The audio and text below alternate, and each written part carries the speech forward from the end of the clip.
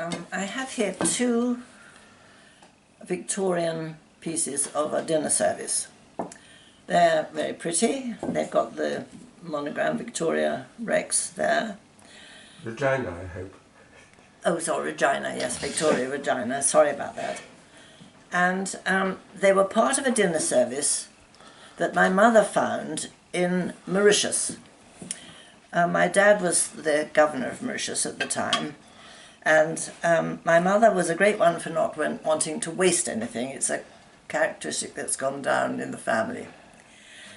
And she was investigating a cupboard, a rather hidden cupboard somewhere, and discovered, stuffed into the back of it, a whole dinner service, this dinner service, that had been put away because it was either they didn't like it anymore or they wanted something more modern.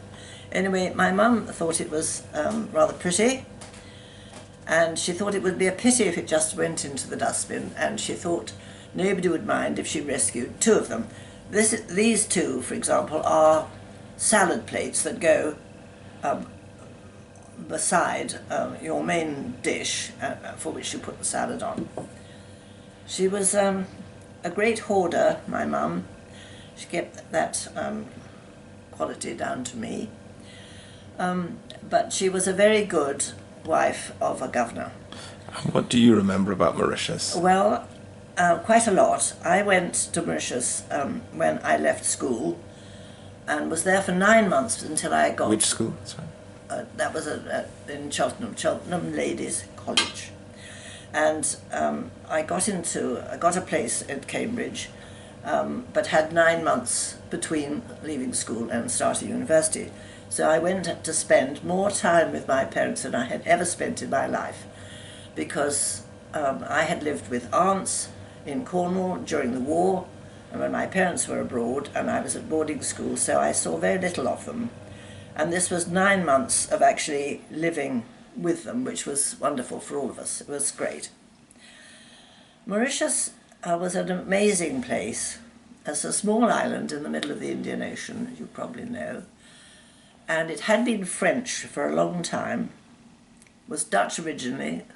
The French got it, I think, in some war or other, in a treaty.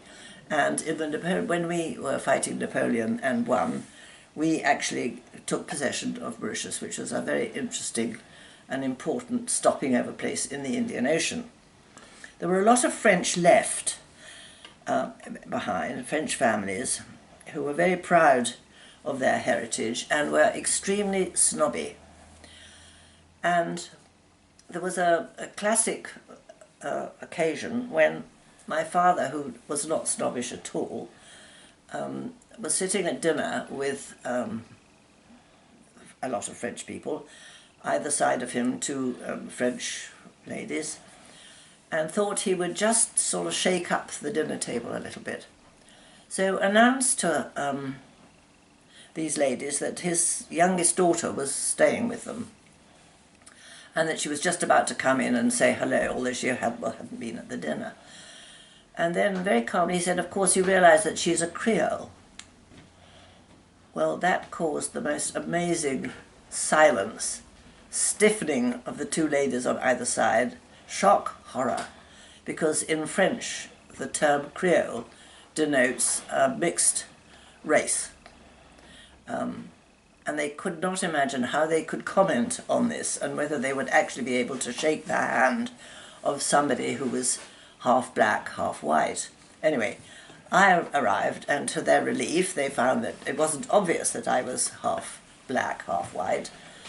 And having said hello to everybody, my father then relented and explained that his youngest daughter had been born in Grenada in the West Indies. And in Grenada there's a very specific term for Creole, which meant the child of white parents born in Grenada. It's the only, as far as I know, it's the only West Indian colony that had that particular term, but it certainly was so in Grenada. And there was big relief for these French ladies all round. What do you remember about your house there? Or it was a beautiful house. It was built by the French when they owned Mauritius, so it had an enormous, big reception hall, which was used as a ballroom, and it had huge glass mirrors and exquisite French furniture and windows that looked right out over the fantastic sweeping lawn that was edged by two deep ravines that met a good quarter of a mile away, and then the eye was led down into the sea, to the Indian Ocean. It was the most wonderful garden and a wonderful place to have parties and to explore. Did you have any friends there, or did you make any friends there? Yes. The French families, actually, once they discovered that this was not a black and white daughter, were extremely friendly, and they were very welcoming, and I used to go sailing with a lot of them. They were great. They were good friends, and I was very sorry to leave when I had to go to university on my own, because my mum and dad stayed in Mauritius. But I met them again afterwards. I did go again for a second holiday, but that was a much shorter one. Well, you visited Redway, didn't you? We went to Redway. Yes, we did. Later, I'll tell that story later. But I went for a second time in the long vac when I was at Cambridge. And the same families were there. They'd been there for generations, and they obviously intended to stay, and I'm sure that there are some of them that still remain. It was a great sugar island. The island was absolutely full of these huge sugar estates, and you were always seeing the original inhabitants in these enormous fields cutting the sugar cane and things.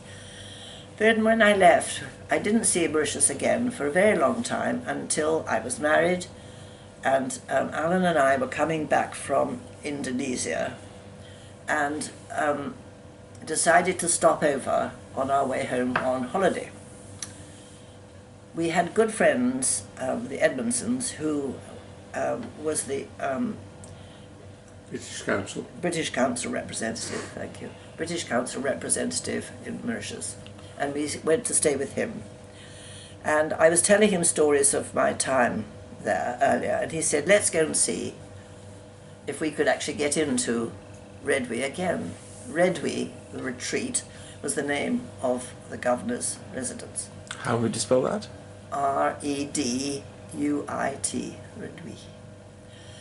So we piled into the car and we drove up to the gate.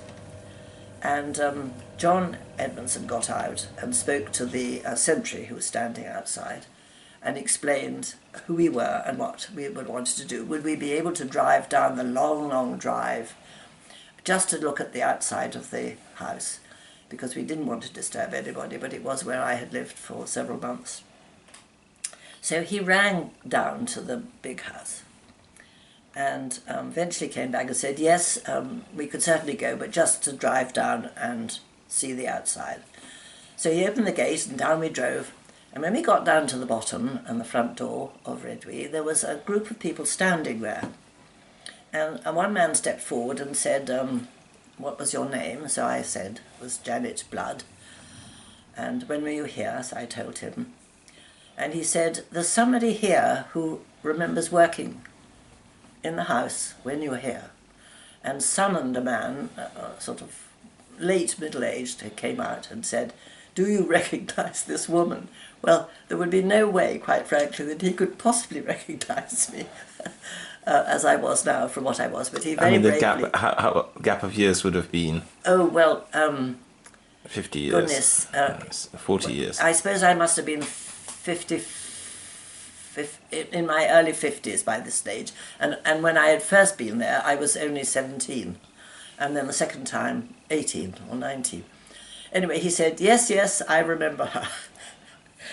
So we were then, there was a consultation and a telephone call, and we were invited inside, so I was absolutely thrilled to be able to go inside and to see it. Do you remember his name?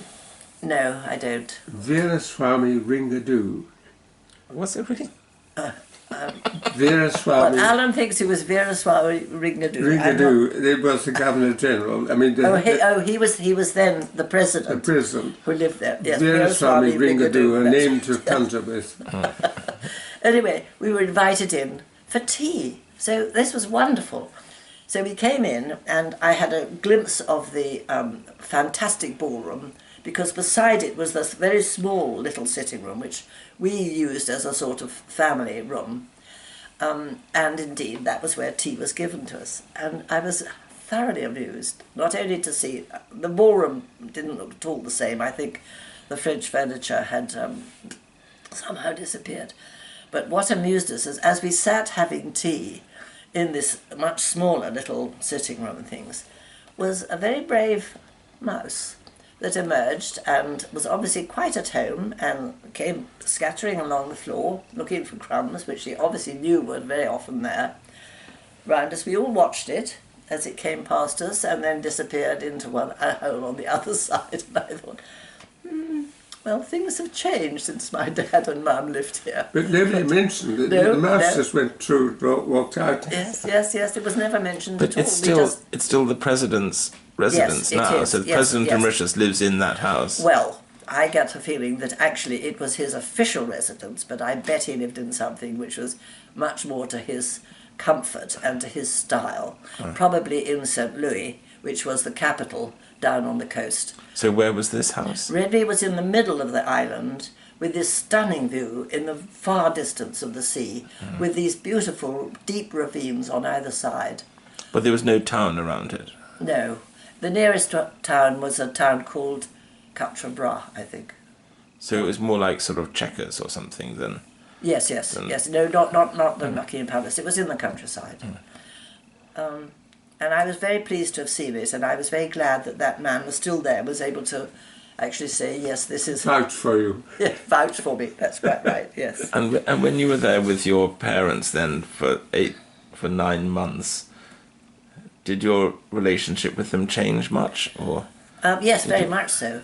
My dad was quite a Tartar in many ways, and he decreed, and when he decreed, one always followed what he said, that I was to use the time to do all the homework and reading that I had been given to prepare myself for going to university to read history. So I had a study of my own, and I was expected to spend at least the mornings there studying. That wasn't so difficult. I did read the odd book. You probably climbed out of windows. This was your wont. No, I was very good. But then around lunchtime, my aunt, who had come out to Mauritius with me, Tangy, and Mum and I used to go swimming in the swimming pool, which was very nice. And I read quite a lot of poetry then, and found Omar Khayyam, those lovely poems, there for the first time, and made a thing of poetry which I've enjoyed ever since. And it was a great time. Do you still have the poetry book? Somewhere, yes. It'll be somewhere in the papers, the Mauritian papers and things. But and used to go for walks and discover the garden and things, and then we were invited out a lot, but by these very nice French families. There were some English families, but not as many as the French ones. But it was a good place, and it was fine, and we sailed a lot. And the French influence was still there in the sort of very much food so. or culture? Yes, very much so. Well, it was getting mixed, of course, because when the French were there, they brought in massive amount of Indian labourers to deal with the sugar, and also a lot from Africa as well. It was quite a mixed. And Chinese restaurants were there. Yes, there were Chinese restaurants. That's right. You mean no? I mean when you were there with your parents. Yes. There were. It was pretty mixed.